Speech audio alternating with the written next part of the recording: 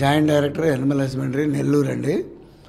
అయితే గత 10 రోజుల క్రితము ఈస్ట్ గోదావరి, వెస్ట్ గోదావరి, అలాగే కృష్ణా, కర్నూలులో ఈ బర్డ్ ఫ్లూ ఆనవాయితీలు కనిపించడం జరిగింది. దానికి అక్కడ ఆ ఏరియా వరకు 1 కిలోమీటర్లో రిస్ట్రిక్టెడ్ జోన్ ఏర్పడి ఇన్ఫెక్టెడ్ జోన్గా 1 కిలోమీటర్ని మామూలుగా ప్రొటెక్షన్ తీసుకున్నారు.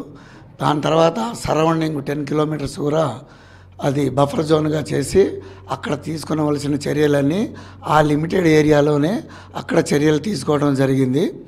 సో ఈ బర్డ్ ఫ్లూ వల్ల అక్కడ పాజిటివ్ రాగానే న్యూస్ రావటం వలన అందరికీ తెలియటం జరిగింది. కానీ ఆ న్యూస్ రాకముందు న్యూస్ తెలిసిన తర్వాత మన జిల్లాలో ప్రస్తుతానికి తీసుకునవలసిన జాగ్రత్తలన్నీ తీసుకున్నాము. ర్యాపిడ్ రెస్పాన్స్ టీమ్స్ ఏర్పాటు చేశాము. తర్వాత స్టేట్ బార్డర్లో చెక్ పోస్టులు పెట్టాము. ఏదైనా కానీ ఇన్ఫెక్టెడ్ బర్డ్స్ ఏమైనా వస్తే వాటిని రిటర్న్ చేయాలనే ఉద్దేశంతో పెట్టాము. అదేవిధంగా ఈ నెల్లూరు జిల్లాలో 22 పౌల్ట్రీ ఫామ్స్ ఉన్నాయి. అందుట్లో 12 పౌల్ట్రీ ఫామ్స్లో మాత్రమే పౌల్ట్రీ ఉంది.